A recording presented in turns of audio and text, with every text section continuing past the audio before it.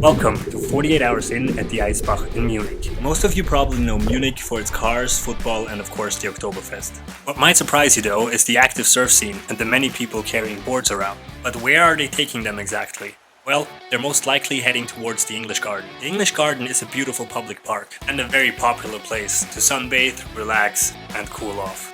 The almost 4 square kilometer big park is located in the city center and features the world famous stationary wave right at the entrance here. The wave is free to use and open to anyone. Just get in the queue and wait your turn.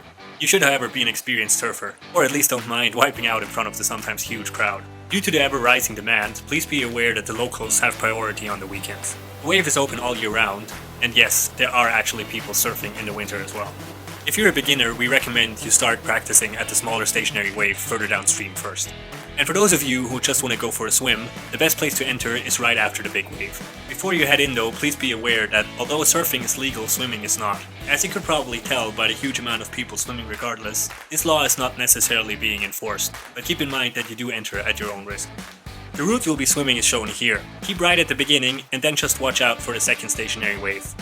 Before you jump in, make sure you have all your stuff in a waterproof bag, or get yourself one of those lock tote bags like I did. They're slash proof and also RFID protected, so all you gotta do is lock your stuff to a tree and you're good to go. Eisbach literally translated means ice creek, and the second you hit the water, you realize that it's truly deserving of its name. In the summer, the water temperature reaches a maximum of 20 degrees Celsius or 68 degrees Fahrenheit. Give your body some time to adjust to the temperature, and as the current is quite strong as well, you should only enter as a strong swimmer. The river is only 1.5 meters deep, so in areas with weaker current you can stand up.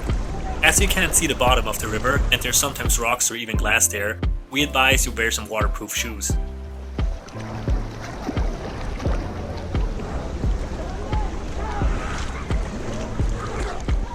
We're now approaching the first bridge. If you're floating on something, now is the time to get off to avoid hitting your head. Try hanging from the side of the bridge, but leave some space for the other swimmers. Oh, and make sure that your shorts or bikini aren't too loose, if you want to keep wearing them at least. A good way to challenge yourself is to try and climb up the side of the bridge, which isn't as easy as it looks. Or, you can just hang out for a bit.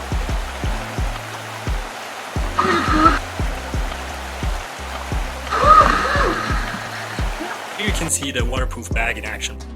While floating around, keep an eye out to the side of the river. There you can often find homemade swings and ropes and other fun elements that you can use, like the surfer here does.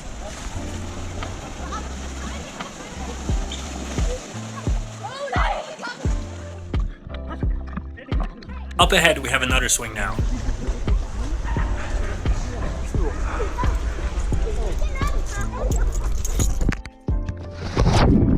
People like to jump in from the bridge coming up ahead. If you want to go for it, make sure you jump in facing upstream so you don't land on anyone's head.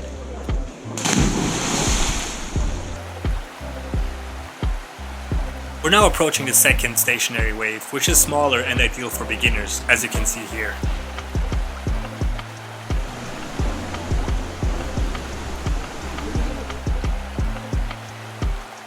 As a swimmer, you should grab hold of the red rope that is just in front of the wave. Get out of the river, past the wave and the surfers, and then just jump right back in. Once you caught it, you can move to the left and grab the handrail. Continue forward until you reach the exit. Alternatively, you can also just hang on until one of the surfers waves you through.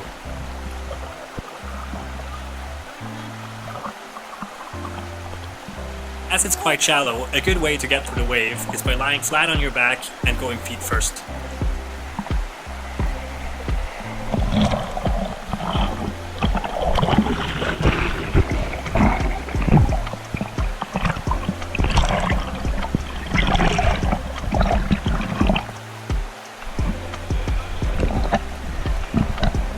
And once again, hold on to your stuff.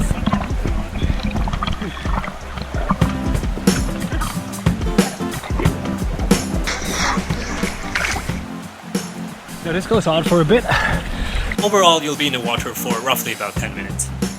After the wave, watch out for the chain in front of the upcoming bridge.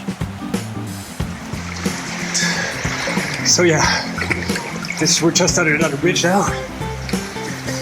And you can keep going like this for a while. People also use like flotation devices and stuff, which are also fun. But yeah, be a bit cautious. Don't try this too hammered after Oktoberfest, because people do end up drowning here every now and then. But overall, this is a really amazing fun thing to do. So right here, we're now coming towards one of the most popular exits. Reason for that is there's a tram. Not sure if you can see the tram location right on the top there, which basically takes you back to the start of the English Garden where you started off from.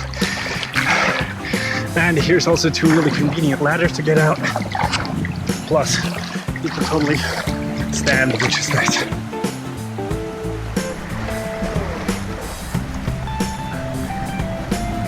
Take tram number 16 from across the street and ride 2 stops.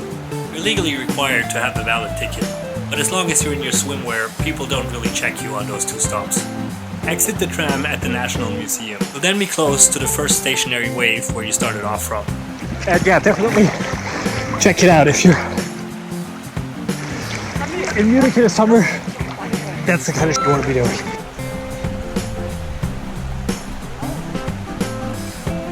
Thanks for watching, and we hope you have an amazing time at the Eisbach. That's it.